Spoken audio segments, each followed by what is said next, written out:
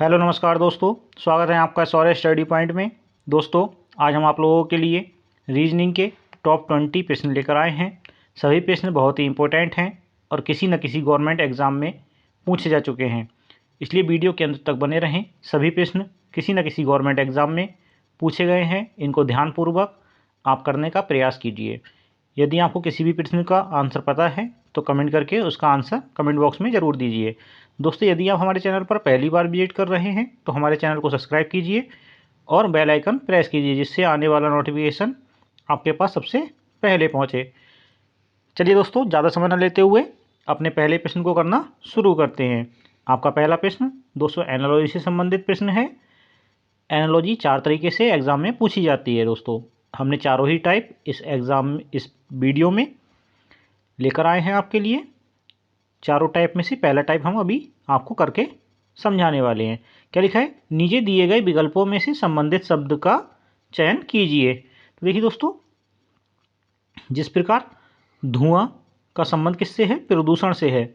उसी प्रकार युद्ध का संबंध दोस्तों किससे होगा, ये हमें बताना है।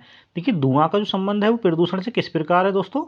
धुआं होने से क्या होता है दोस्तों? प्रदूषण होता है। ऐसे ही युद्ध अगर होता है तो क्या होता है दोस्तों? विनाश होता है। क्या होता है?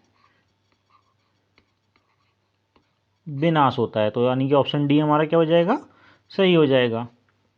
चलिए दोस्तों, अगला क्वेश्चन देख लेते हैं। Question number 2। दोस्तों, क्वेश्चन नंबर 2 में हमसे कह रहा है कि नीचे दिए गए विकल्पों में से संबंधित संख्या ज्ञात कीजिए। दोस्तों, ये एनालॉजी का सेकंड टाइप है। सेकंड टाइप में एनालॉजी इस तरीके से पूछता है, हमें एक नंबर दे देता है, अनुपात और समानुपात अनुपात। देखिए, 136 अनुपात कितना दिया है? 469 दिया है, 69 दिया है, और समानुपात का चिन्ह लगाया है। फिर अनुपात में हमें एक नंबर और दिया, हमें बताना है कि क्वेश्चन मार्क के स्थान पर क्या आएगा। तो देखिए दोस्तों, जिस प्रकार 136 से क्या बना है? 469 बना है। ऐसे ही 247 से क्या बनेगा, ये हमें पता लगाना है। तो देखिए दोस्तों, हमें देखने से ही पता लग रहा है। देखो, 136 किसी का स्क्वायर नहीं होता है, ना ही किसी का क्यू होता है। ऐसे ही 469 जो है वो किसी का ना तो स्क्वायर है ना ही क्यू है। तो क्या करेंगे दोस्तों, या तो हम इन दोनों का स्क्वायर या क्यू देखते हैं, या फिर इन दोनों के बीच में क्या डिफरेंस है वो देखते हैं। ठीक है, या फिर क्या देखते हैं, इन दोनों को प्लस करके क्या आ रहा है, और इन दोनों ऐसे ही बराबर में ऐसे क्या कर दें जो इसकी ये दोनों चीज़ें हो जाएं, समानुपात का चिन्ह लगाए, यानी कि बराबर हो जाएं। ठीक है, तो देखिए दोस्तों, हमें यहाँ पे एक दो मेथड दिख रहे हैं। या तो हम क्या करें, एक से देखिए, एक में 1 से 4 किस प्रकार हो जाएगा, यानी कि +3 करेंगे। ऐसे ही 3 से 6 किस प्रकार हुआ है दोस्तों? +3 करके। ऐसे ही 6 से 9 किस प्रकार हुआ है? +3 करके। अगर दोस्तों हम यही मेथड यहाँ फॉलो करें, 2 में अगर हम +3 कर दें तो कितना आ जाएगा दोस्तों? 5 आ जाएगा। ठीक है, जबकि हमारे ऑप्शन में कहीं भी 5 नहीं दिया, यानी कि ये मेथड हमारा क्या हो गया? फेल हो गया दोस्तों। तो हम दूसरा मेथड लगाएंगे। तो दूसरा मेथड दोस्तों अगर हम क्या करें, 136, देखिए दोस्तों दूसरे मेथड में हम क्या करेंगे, 136 और 469 को क्या कर देंगे? प्लस कर देंगे। इन दोनों को अगर प्लस करेंगे तो दोस्तों कितना आ जाएगा? 605 आ जाएगा। कितना आ जाएगा? 605 आ जाएगा। तो अब हमें क्या करना है, यानी कि अब इन दोनों को प्लस कर रहे हैं तो क्या आ रहा है? 605 आ रहा है। ठीक है, तो ऐसे ही हमें यहाँ पे क्या लिखना पड़ेगा जिससे ये क्या हो जाए? 605 आ जाए। तो देखिए दोस्तों, 247 है, 137 ऐड करेंगे तो 605 नहीं आ पाएगा। 300, 200, 500 होते हैं। ठीक है, और ये 70 है, ये 47 है, तो भी नहीं आ पाएगा। तो देखिए 358 ऐड करके देख लेते हैं। ठीक है, तो 247 और 358। तो देखिए दोस्तों, दोनों को प्लस करेंगे कितना आ जाएगा? 8 7 15 के 5 होते हैं, ये कैरी हो जाएगा, हासिल लग जाएगा एक। तो कितना हो जाएगा? 5 और 5 10 का 0 हो जाएगा, हासिल एक यहाँ लग जाएगा, 3 और 3 6। देखिए दोस्तों, 605 हो गया। तो यहाँ पे यानी कि क्या आ जाएगा? 358 आ जाएगा। ठीक है, इस क्वेश्चन को करने का एक यही मेथड है। इसके अलावा अगर आपको कोई भी और मेथड लगता है जो इसमें फिट हो सकता है तो आप कमेंट करके उसका आंसर उस तरीके से बता सकते हैं। तो चलिए दोस्तों, अगला क्वेश्चन देख लेते हैं। Question number 3। क्वेश्चन नंबर 3 दोस्तों अक्षर एनालॉजी है। देखिए, जितने भी तरीके से एनालॉजी पूछी जाती है उन सभी तरीकों को हमने इस वीडियो में शामिल कर लिया है दोस्तों। देखिए दोस्तों, एनालॉजी का एक टाइप क्या है? ये तीसरा टाइप है एनालॉजी का। इसमें इसको इसको किस टाइप की एनालॉजी बोलते हैं दोस्तों? इसको अक्षर एनालॉजी बोलते हैं। जिस प्रकार दोस्तों मास्टर हमें दिया गया है, मास्टर का संबंध किससे है? ओ सी यू बी जी टी से है। उसी प्रकार हमें लेबर का संबंध हमें पता लगाना है। दोस्तों मास्टर से इसको किस तरीके से लिखा गया है ये हमें पता लगाना है। देखिए यहाँ पे थोड़ा स्पेस कम है तो हम इसको क्या करते हैं नीचे लिख सकते हैं। ठीक है, क्या लिखेंगे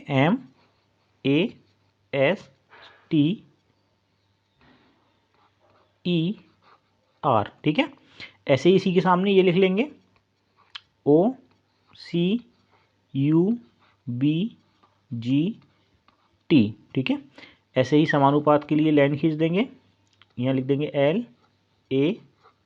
LABOU और R। ठीक है, तो देखिए दोस्तों यहाँ से M से O किस प्रकार बना है। देखिए अगर हम M से +2 जाएंगे तो क्या हो जाएगा, O आ जाएगा, यानी कि MNO +2 हो रहा है तो O आ रहा है। ऐसे ही A से C तक जाएंगे तो +2 करना पड़ेगा, S से +2 करेंगे तो क्या आ जाएगा U आ जाएगा, T से +2 करेंगे तो क्या आ जाएगा B आ जाएगा, STU सॉरी TUB। E से G जाएंगे तो +2 होगा, R से T जाएंगे तो +2 होगा। क्यों, क्योंकि R की प्लेस वैल्यू 18 होती है, T की 20 होती है। ठीक है, सभी की प्लेस वैल्यू आपको याद होना चाहिए। जब यहाँ पे दोस्तों +2 हुआ है तो यहाँ भी क्या होगा, लेबर में भी +2 करेंगे, यानी कि L में अगर हम +2 करेंगे तो दोस्तों क्या आ जाएगा, बोलिए।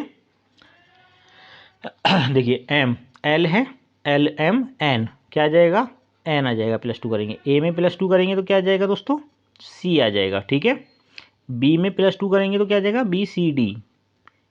O में +2 करेंगे तो क्या आ जाएगा, PQ। U में +2 करेंगे तो क्या आ जाएगा, BW। R में +2 करेंगे तो क्या आ जाएगा, ST। तो क्या आ जाएगा, NCDQWT, यानी कि ऑप्शन ए में हमारा सही आंसर हो रहा है। तो ऑप्शन ए हमारा क्या हो जाएगा, सही आंसर हो जाएगा दोस्तों। आइए अगला क्वेश्चन देख लेते हैं, क्वेश्चन नंबर 4। क्वेश्चन नंबर 4 दोस्तों हमारा रक्त संबंध से प्रश्न है, यानी कि ब्लड रिलेशन से संबंधित प्रश्न है। और देखिए ये प्रश्न SSC CPO SI और ASI और IB इन तीनों ही एग्जाम में 2011 में 3 बार रिपीट हुआ है दोस्तों। तो बहुत ही इंपॉर्टेंट क्वेश्चन है और आसान क्वेश्चन है बिल्कुल। ठीक है, अब तो क्वेश्चन का लेवल थोड़ा बढ़ा दिया गया है, तो आगे आने वाले वीडियो में आपको लेवल अप होता हुआ मिलेगा दोस्तों। देखिए दोस्तों पहले इस क्वेश्चन को इजी क्वेश्चन है, बहुत ही आसानी से इसको कर लेंगे, बस पढ़ने का तरीका हम ठीक से इसको पढ़ेंगे। यदि P पति है किसका, Q का, यानी P जो है वो Q का पति है। ठीक है, तो बना देंगे P क्या है, Q का पति है। जब पति होता है तो बराबर के साइन से दिखाते हैं। ठीक है, P और Q क्या हो गए, ये पति पत्नी हो गए, और P क्या है, पति है। ठीक है, आगे कह रहा है और R माता है, R क्या है, माता है किसकी, S और Q की, S और Q की माता है। तो यानी कि Q ये है, S ये है। ठीक है, और Q और S की माता है कौन, R है। ठीक है, तो R क्या है, माता है। ठीक है, किसकी, इन दोनों की माता है। तो R से P का क्या संबंध है, R से P का संबंध बताना है, यानी कि R का संबंध जो है वो P से किस प्रकार है, सास का संबंध है। क्योंकि जब ये दोनों पति पत्नी हैं तो P की पत्नी कौन है, Q है, Q की माता जो होंगी वो P की सास होंगी, तो P की क्या हो गई, सास हो गई। R का P से क्या संबंध है, सास का संबंध है। चलिए अगला क्वेश्चन देख लेते हैं, क्वेश्चन नंबर 5। क्वेश्चन नंबर 5 कह रहा है दोस्तों, यदि संकेत एवं चिन्ह से संबंधित प्रश्न है दोस्तों, SSC CGL टियर 1 में 2011 में पूछा जा चुका है। यदि माइनस का अर्थ भाग है, प्लस का अर्थ गुणा है, और गुणा का अर्थ प्लस है, और भाग का अर्थ माइनस है, तो निम्नलिखित समीकरण को सही कीजिए। देखिए सबसे पहले हम एक ही इक्वेशन में, देखो ऐसे तो इसको आंसर बता नहीं सकते, तो क्या करेंगे, सभी इक्वेशन में इसको रख कर देख लेंगे। सबसे पहले पहली इक्वेशन में इसको चिन्ह को रख कर देखते हैं। देखो माइनस का अर्थ क्या दे रहा है, भाग दे रहा है, तो यहाँ पे लगा दीजिए भाग। ठीक है, आगे देखिए प्लस का अर्थ, आगे क्या कह रहा है, प्लस, प्लस का अर्थ क्या है, गुणा है, तो यहाँ पे क्या आ जाएगा, प्लस की जगह गुणा आ जाएगा। गुणा का अर्थ है प्लस, तो यहाँ पे प्लस आ जाएगा, और भाग का अर्थ है माइनस, तो माइनस आ जाएगा। अब देखिए सबसे बोर्ड मास का जो रूल होता है उसमें क्या होता है, सबसे पहले डिवाइड होता है, तो 6 से 30 को डिवाइड करेंगे कितनी बार जाएगा, 6 पंजे 30। ठीक है, फिर क्या आ जाएगा, गुणा 5 आ जाएगा, प्लस 4 आ जाएगा, और माइनस के 2 आ जाएंगे, बराबर कितना है, 27 है। ठीक है, अब देखिए सबसे पहले इसमें क्या होगा, मल्टीप्लाई होगा, यानी कि 25 हो जाएगा, प्लस 4 माइनस 2।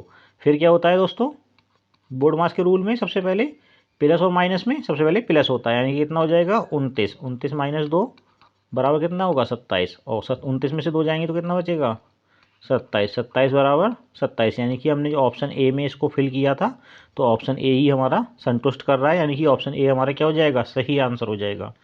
आइए दोस्तों अगला क्वेश्चन देख लेते हैं। Question number 6।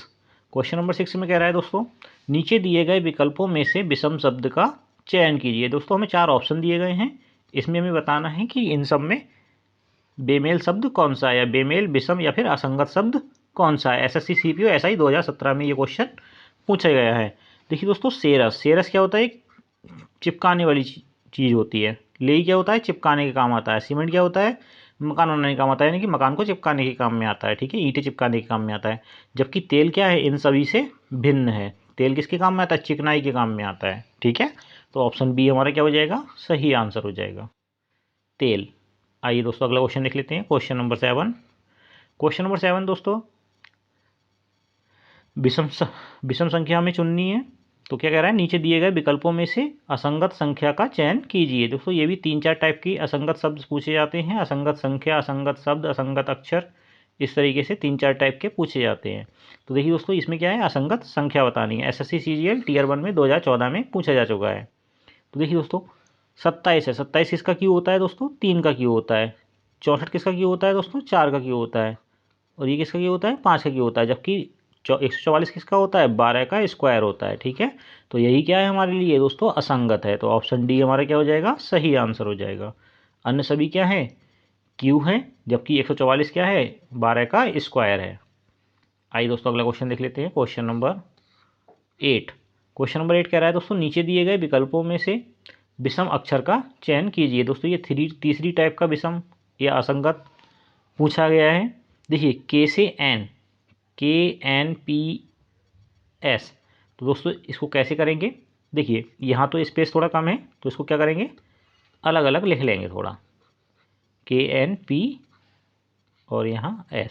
देखिए K से N पर जाएंगे तो क्या हो जाएगा, KLMN, यानी कि क्या हो रहा है, +3 हो रहा है, ठीक है। NOOP यानी कि +2 हो रहा है। PQRS +3 हो रहा है, ठीक है। ऐसे ही इसको कर लेंगे, R से U तक जाएंगे तो क्या हो रहा है, STU, यानी कि +3 हो रहा है। U से W तक जाएंगे तो क्या हो रहा है, +2 हो जाएगा। W से Z तक जाएंगे तो क्या हो जाएगा, +3 हो जाएगा। कैसे, WXYZ, ठीक है। ऐसे ही M से P तक जाएंगे तो क्या हो रहा है, +3 हो रहा है। P से R तक जाएंगे तो दोस्तों क्या हो रहा है, +2 हो रहा है। और R से U तक जाएंगे तो दोस्तों कितना हो रहा है, +3 हो रहा है। ऐसे ही देखिए, P से R तक जाएंगे तो दोस्तों क्या हो रहा है, +2 हो रहा है। R से S तक जाएंगे तो क्या हो रहा है, R से S तक जाएंगे तो +1 हो रहा है। S से U तक जाएंगे तो STU, यानी कि +2 हो रहा है। देखिए यहाँ पे क्या हो रहा है, +3 +2 +3, देखो यहाँ पे +2 चल रहा है, +3 चल रहा है, +3 +2 +3 +3 +2 +3 +3 +2 +3, जबकि यहाँ पे क्या चल रहा है, +2 +1 +2। तो यानी कि यही क्या है हमारा, भिन्न अक्षर है, यानी कि ऑप्शन डी हमारा क्या हो जाएगा, सही आंसर हो जाएगा। यानी कि विषम अक्षर कौन सा है, PRSU। आइए दोस्तों अगला क्वेश्चन देख लेते हैं। Question number 9। क्वेश्चन नंबर 9 दोस्तों कह रहा है, दिशा और दूरी से संबंधित प्रश्न है और SSC CGL Tier 1 में पूछा जा चुका है 2013 में, ठीक है। 2013 में ये क्वेश्चन पूछा गया है SSC CGL में। तो देखिए दोस्तों क्या कह रहा है क्वेश्चन, एक व्यक्ति पश्चिम की ओर चला, वह दाएं मुड़ा, फिर दाएं मुड़ा और अंत में बाईं ओर मुड़ा। अब वह किस दिशा की ओर चल रहा था, ठीक है। तो बताना है कि वो किस दिशा की ओर चल रहा था। देखिए पहले क्या कर रहा है कि वो पश्चिम की ओर चला है, तो पश्चिम कहाँ होता है, इस साइड होता है, ठीक है। तो ये पश्चिम की ओर चला, फिर कहाँ मुड़ा दोस्तों, दाईं ओर मुड़ा, तो दाईं ओर मुड़ गया। फिर क्या मुड़ा, फिर से दाईं ओर मुड़ा, फिर दाईं ओर मुड़ गए। फिर बाईं ओर मुड़ा, तो बाईं ओर मुड़ गए। अब पूछ रहा है आगे कि अब वह किस दिशा में चल रहा है। तो अब वह किस दिशा में चल रहा है दोस्तों, साउथ में चल रहा है, ठीक है। तो साउथ क्या मतलब उत्तर की ओर चल रहा है, सॉरी साउथ नहीं, नॉर्थ की ओर चल रहा है। नॉर्थ माने उत्तर होता है, ठीक है। ईस्ट वेस्ट नॉर्थ और साउथ नीचे होता है, ठीक है। तो कहाँ चल रहा है, उत्तर की ओर चल रहा है, यानी कि नॉर्थ में चल रहा है, उत्तर की ओर चल रहा है। आइए दोस्तों अगला क्वेश्चन देख लेते हैं, क्वेश्चन नंबर 10। गत कल से अगले दिन से पहला दिन शनिवार से 3 दिन बाद का है। तो देखिए दोस्तों, शनिवार से 3 दिन बाद का, तो आज का दिन बताना है। देखिए शनिवार से 3 दिन बाद का दिन गए, ठीक है। तो देखिए यहाँ लिखेंगे शनिवार, शनिवार प्लस 3 दिन हो जाएगा, तो कौन सा दिन आ जाएगा दोस्तों, आ जाएगा मंगलवार, ठीक है। शनिवार से 3 दिन बाद का दिन कौन सा होगा, मंगलवार होगा। अब कह रहा है गत कल का दिन, ठीक है, यानी कि कल का दिन मतलब आने वाले कल का दिन। तो आने वाले कल का दिन यानी +1 कर देंगे तो क्या आ जाएगा, दिन दिन हो जाएगा बुधवार, ठीक है। आगे देखिए, अब हमसे कह रहा है बीते कल, ठीक है, यानी कि गत कल के अगले दिन का पहला दिन, ठीक है। तो गत कल के पहले, बीते कल का पहला दिन कौन सा हो जाएगा दोस्तों, ये हो जाएगा बृहस्पतिवार,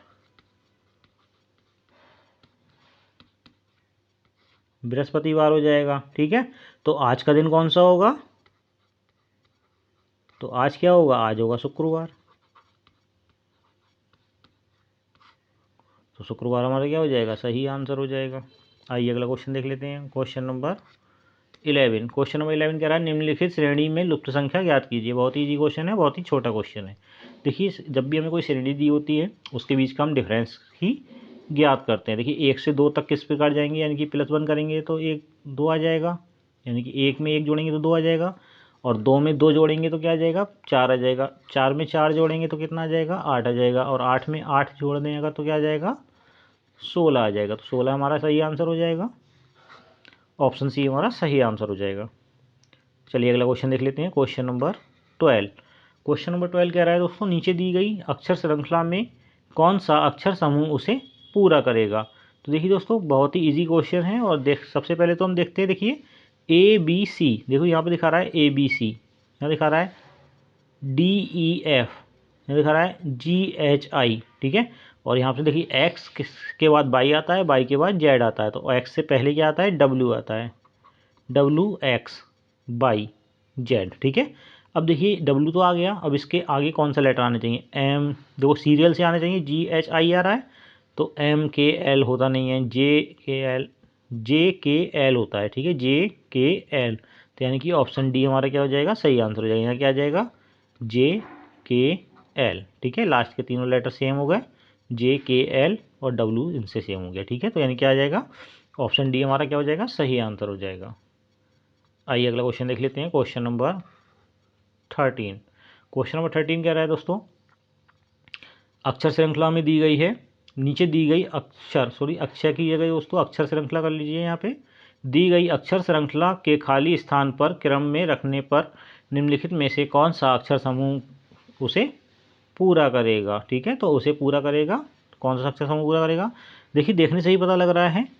इसमें क्या आ रहा है, देखो यहाँ पे O आ रहा है, ठीक है, यहाँ देखिए SE आ रहा है, यहाँ R आ रहा है, यहाँ E आ रहा है, यहाँ S, E से पहले क्या है, S है, तो यानी कि यहाँ पे क्या भर देंगे, S भर देंगे।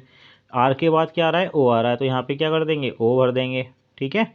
ऐसे देखिए R से पहले क्या आ रहा है, E आ रहा है, देखो यहाँ पे R से पहले क्या आ रहा है, E आ रहा है, तो E भर देंगे, ठीक है। ऐसे देखिए O से पहले क्या आ रहा है, R आ रहा है, तो R भर देंगे, ठीक है। S से पहले क्या आ रहा है, O, देखिए यहाँ पे S से पहले क्या है, O है, तो यहाँ पे O भर देंगे। देखिए क्या बन गया, ये रोज़ रोज़ बन गया, ठीक है। तो यानी कि ORESO, यानी कि पहला ही ऑप्शन हमारा फुलफिल हो रहा है, ठीक है। आइए अगला क्वेश्चन देख लेते हैं, क्वेश्चन नंबर 14। क्वेश्चन नंबर 14 कह रहा है दोस्तों, यदि T की वैल्यू कितनी दी है, 20 दी है, 23 की वैल्यू, 23 किसकी वैल्यू दी है, W की वैल्यू 23 दी है, यानी कि T की जो प्लेस वैल्यू होती है वो 20 ही होती है, और W की जो प्लेस वैल्यू होती है वो 23 होती है। यानी कि हमें इसमें क्या करना है, किंग का मतलब क्या हो जाएगा, फिर सबकी प्लेस वैल्यू पुट कर देंगे। देखिए K की प्लेस वैल्यू कितनी होती है, 11 होती है, I की प्लेस वैल्यू कितनी होती है, 9 होती है, N की प्लेस वैल्यू कितनी होती है, 14 होती है, और G की जो प्लेस वैल्यू होती है वो कितनी होती है, 7 होती है। इन सभी को ऐड कर देंगे दोस्तों, कितना आ जाएगा, 41 आ जाएगा। 41 हमारा क्या हो जाएगा, सही आंसर हो जाएगा। आइए अगला क्वेश्चन देख लेते हैं, क्वेश्चन नंबर 15 कह रहा है कुछ अक्षरों के समूह दिए गए हैं, इन में से हर एक अक्षर को एक कूट अंक दिया गया है। इन अक्षरों को इस तरह से व्यवस्थित करें कि उसे एक अर्थपूर्ण शब्द बन जाए और उससे उपलब्ध कूट को दिए हुए विकल्पों में से दर्शाएं। ठीक है, तो देखिए दोस्तों हमें क्या कह रहा है, हमें कुछ कूट दिए गए हैं, यानी कि आर का जो प्लेस वैल्यू दी, आर की जो लेटर दिया गया है वो 1 दिया गया है, ए के लिए 2 दिया गया है, एच के लिए 3 दिया गया है, के लिए 4 और एस के लिए 5 दिया गया है। और हमें इन सभी को मिलाकर एक सार्थक शब्द बनाना है, यानी कि इंग्लिश शब्द बनाना है। यानी कि क्या हो जाएगा, देखिए इन सबसे मिलकर क्या बन सकता है, सार्क बन सकता है, SHARK सार्क। और सार्क के हिसाब से इसको अगर हम लिखेंगे तो क्या रह जाएगा 5, एस के लिए 5 दिया गया है, एच के लिए 3 दिया गया है, ए के लिए 2 दिया गया है, आर के लिए 1 और के लिए 4, यानी कि 532 14। तो 532 14 कहाँ दिया, ऑप्शन सी में दिया है। ऑप्शन सी हमारा क्या हो जाएगा, सही आंसर हो जाएगा। आइए अगला क्वेश्चन देख लेते हैं, क्वेश्चन नंबर 16। क्वेश्चन नंबर 16 कह रहा है कि किसी कोड में गो होम को क्या लिखा गया है, TANA लिखा गया है।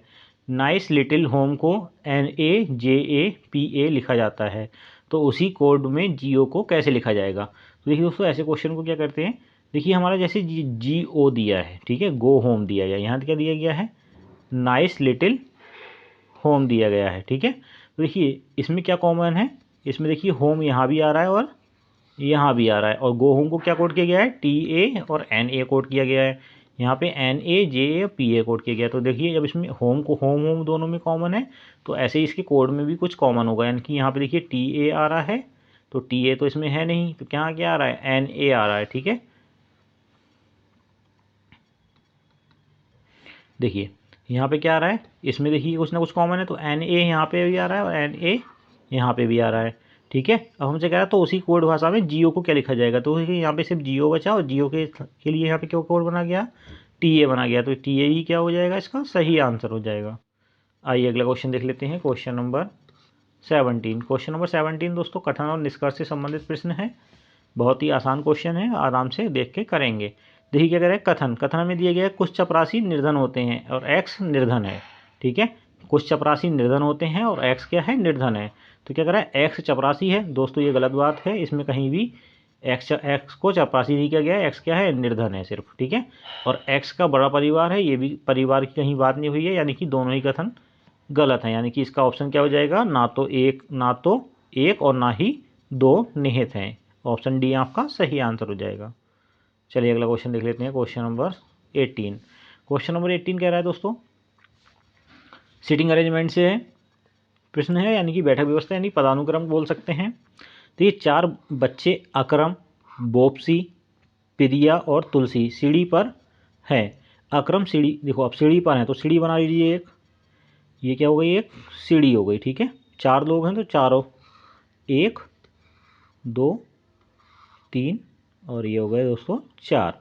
अब कह रहे हैं अकरम सीढ़ी पर बोप्सी से ऊपर है। ठीक है, अकरम और प्रिया के बीच में है।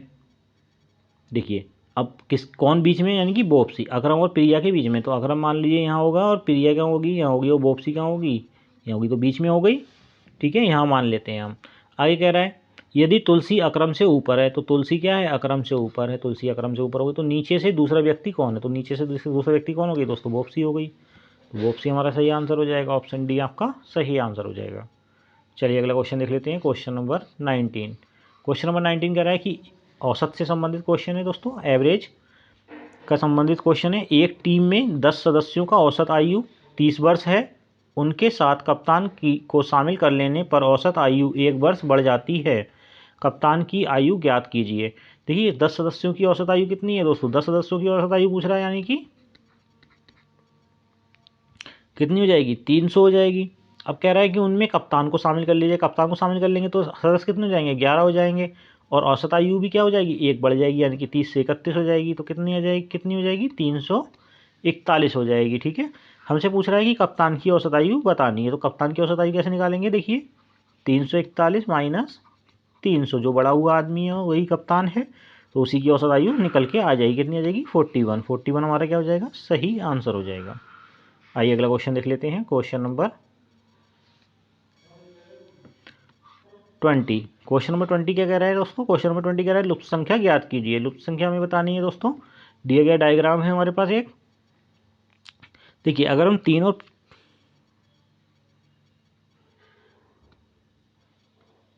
देखिए दोस्तों 3 और 6 को ऐड करेंगे तो प्लस कर देंगे तो कितना आ जाएगा? 9 आ जाएगा। 7 और 4 को ऐड करेंगे तो कितना आ जाएगा? 11 आ जाएगा। और 11 और प्लस 9 कितने हो गए दोस्तों? 20 हो जाएंगे। ठीक है, इन दोनों को अगर हम प्लस कर दें कितना हो जाएगा? 20 हो जाएगा। तो यानी कि 20 हमारा आ रहा है। ऐसे ही 5 और 8 को ऐड करेंगे कितना आ जाएगा? 8 5 13। 4 और 6 को ऐड करेंगे तो कितना आ जाएगा? 10। 10 और 13 कितने होते हैं? 23 हो जाते हैं। ठीक है, इन दोनों को भी क्या कर देंगे? प्लस कर देंगे। क्या हो जाएगा? 23 आ जाएगा। ऐसे ही 11 और 7 को प्लस करेंगे तो कितना आ जाएगा? 18। ऐसे ही 9 को प्लस करेंगे तो कितना आ जाएगा? 18। और 18 को ऐड करेंगे कितना आ जाएगा? 36। तो 36 हमारा क्या हो जाएगा? सही आंसर हो जाएगा। इस तरीके से दोस्तों हमने ये 20 क्वेश्चन कंप्लीट कर लिए हैं। अब आप कमेंट करके बताएं कि आपने कितने प्रश्नों का सही आंसर दिया है। यदि आपने सभी प्रश्नों का सही आंसर दिया है तो आपकी तैयारी बहुत ही अच्छी है। चलिए दोस्तों, मिलते हैं अगली वीडियो में नई वीडियो के साथ, नए प्रश्नों के साथ। तब तक के लिए धन्यवाद।